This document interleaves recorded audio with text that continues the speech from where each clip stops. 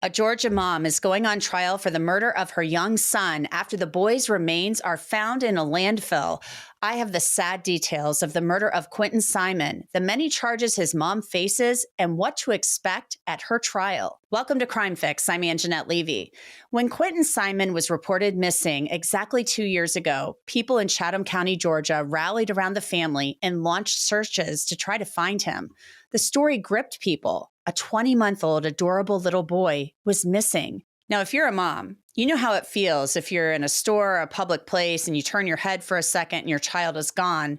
Maybe they took off to look at a toy or something, and you get that sense of panic, that sick feeling in your stomach, and then you find them and it's all okay. But that's not what happened with Quinton Simon. On October 5th, 2022, Quinton was reported missing from his home by his mother, Leilani Simon, and her boyfriend. Here's part of the 911 call. You said someone's been kidnapped? Yeah, we can't find my son. I can't find my 1-year-old son. I'm woke up and the front door's open and his place is empty. Please. Your 1-year-old son? Yes. When's the last time you seen him? I saw him this morning when I left at 6. Okay, have you guys gone outside to check the area? Yes. How old is he? And he can't open the door. So you think someone broke in? Has there been any signs of breaking in? No. No breaking in, the door was open. Was it unlocked? Yeah, but the front door had bolts though. Now, it's difficult to hear Leilani Simon in that 911 call. This is how the call was dispatched. Dispatch Chatham 7 Alpha 2, 7 Alpha 1, County West Sergeant. We have a signal 56, 535 Bocaulta Road, 535 Bocaulta Road. Complaint advised her 1-year-old son is missing. She woke up, her door was open. Advising he's unable to open the door. Think someone came in and took him. It's going to be a tan-skinned child with dark brown hair, green, blue eyes. Last seen at 6 a.m. this morning. 350 received. Leilani, and her son is Hawaiian. Now, when officers got to the scene, they spoke with Leilani Simon and her boyfriend, and it was recorded by body-worn camera. I have a period. Somehow the front door is unlocked and my son is not in his blanket. The 3-year-old son's there, the daughter's there. But my 1-year-old He can't get out of the place by himself. He cannot. And he can't even open doors. Yeah, I left for work at 6 o'clock. She called me at 9 o'clock.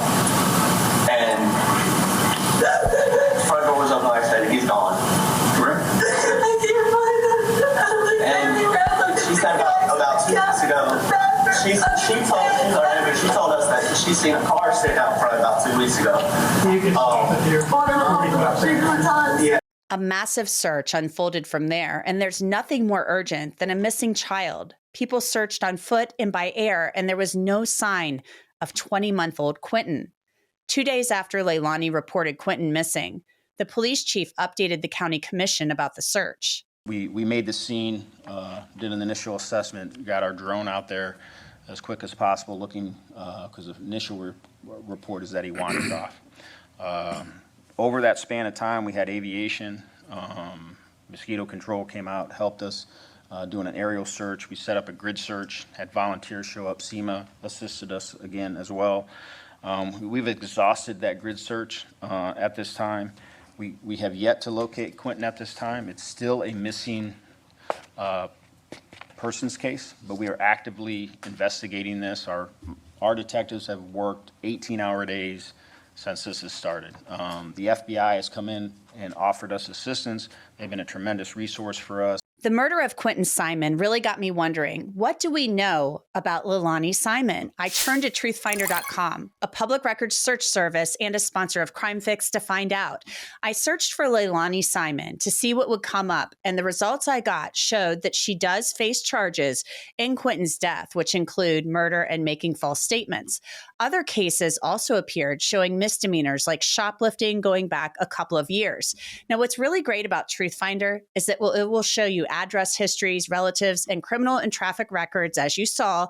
And you can also find sex offenders who live near you. So why not give truthfinder.com a try? You can get 50% off of confidential background reports. Just log on to truthfinder.com/LCCrimeFix and start accessing information about almost anyone. Publicly, at this point, there was still hope that Quinton was still alive. But as each day passed, the situation became more dire. The chief talked at that point about what else they were doing to try to find Quinton. We've tried to use every available resource that we can that makes sense within our scope of the investigation to try to get a better understanding of what's happened to little Quinton. My detectives today, or our detectives today, are continuing to aggressively investigate, look at all investigative avenues, again, working with the FBI, downloading technology, looking at that data. Does that take us in one direction or another? So we hope that we can get some more information or more understanding of the situation as we go forward. But unfortunately, that's all I really have to report today. A week after Quinton was reported missing, the Chatham County Police Department posted on Facebook, "We believe he is deceased. We have named his mother, Leilani Simon, as the prime suspect in his disappearance and death. However, no arrests have been made and no charges have been filed." Quinton's body had not been found at this point, but investigators believed that Leilani had killed Quinton on the morning of October 5th, sometime after 6 a.m. The search for the toddler continued. Then on October 18th, 13 days after Quinton was reported missing, the chief made an announcement about a new search. A short time ago, we began what will be an extensive search of the waste management landfill located here in Chatham County. As with every step we have taken in this case, the need for this search was based on where the evidence led us. We have spent the last several days preparing and deploying extensive resources to support the search team and the investigators. Police, FBI, and Georgia Bureau of Investigation agents searched the landfill tirelessly for weeks. The search for Quinton Simon went into November. The chief provided another update to the county commission about the search. We continue to search the landfill. That's our primary focus right now. And these pictures represent, to some degree, the magnitude of work. If you look at the larger photo with our officers accompanied by FBI agents, GBI agents, DNR, Chatham County Sheriff's Office, we're all out there dressed up in Tyvek suits and vests and hats and N95 masks to go out and search an extremely large and voluminous area to look for the remains of Quinton Simon, who we absolutely believe is there. So I just wanted to kind of capture a little bit. It's maybe hard to appreciate from the average everyday person the amount of work that has gone into and will continue to go into in our effort to seek justice for Quinton. 3 days after that presentation to the county commission, a grand jury indicted Leilani Simon on 19 counts, including malice murder and felony murder. The indictment stated the accused did make an assault upon the person of her son, Quinton Simon, with an object that, when used offensively against a person, did result in serious bodily injury, the nature of the object unknown to the grand jury at this time. A third count of felony murder states the accused did maliciously cause her son, Quinton Simon, a human being and a child under the age of 18 years, cruel and excessive physical pain, in a manner unknown to the grand jury at this time. Leilani Simon is also charged with concealing the death of another. The indictment says Simon did unlawfully conceal the death of another by discarding him in a dumpster at Azalea Mobile Home Plaza, which hindered the discovery of whether Quinton was unlawfully killed. Leilani Simon faces a number of other counts, including false report of a crime for telling police that Quinton had been abducted. Quinton Simon's case has touched many people, like Mary Maddox, who runs a Facebook page about the case. It's very close to home. There's many reasons. I don't know. It just caught my eye immediately because there was a missing child so young, so close to home. I guess baby Quinton's age, I had a grandson that age. They reminded me of each other. And I honestly, he described me like he did thousands. Maddox says her Facebook group is a tight-knit community and they want justice for the little boy. I couldn't believe it. I made the group and it just grew, and then I had to make it private, and it was amazing how many fans that voices that baby Quinton had. A lot of love. And she wasn't arrested. So that upset a lot of people. I want to bring in Daryl Cohen. He is a former prosecutor, also a lawyer down in the Atlanta, Georgia area. So, Daryl, tell me, how challenging is this case going to be for prosecutors when they can't tell the cause of death for Quinton as far as we know at this point in time? Every case poses its own challenges. This one obviously would be better if there was a witness or two that saw what happened. It would be better if after an autopsy they could have found out why this child died. But there's also what's called circumstantial evidence, as you know. Last night I went to bed, there was no snow on the ground. And if you live in Chicago, you woke up the next morning and there's snow on the ground. Did you see it snow? You did not. Do you know it had to have snowed? Absolutely. So that's what we have here. We have a mother who said, my child disappeared, and then he's found dismembered close to where mom lives. And her story is exactly that. In my view, it's a story. I think the prosecutor is going to have a very easy time of being able to prove that she murdered her child. You know, there's a very tight timeline here. The boyfriend leaves for work at 6 a.m. The 911 call is sometime after 9 a.m. That she calls. So we have a tight timeline here. And she's saying, you know, he can't unlock the door. He's 20 months old. You know, he can't get out of his playpen by himself. And she is saying when the cops arrive, I have a theory. And she's espousing some theory. And so, is that a typical reaction of somebody with a missing child to just right off the bat, I have a theory about what happened? Oh my gosh. I'm a dad. If my kids going back many years, one of them disappeared for 10 seconds, I would be panicked, petrified, and everything else you can say. I have a theory. How about, oh my gosh, I am just mortified. Oh my gosh, I don't know what to do. Where is my poor 20-month-old baby? Where is he?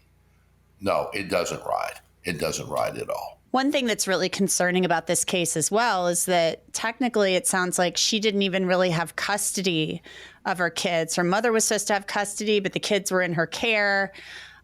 You know, it's a real mess. And she went on TV and she gave interviews, Leilani did, saying, you know, if I did anything wrong, I would walk myself right down there to the police department.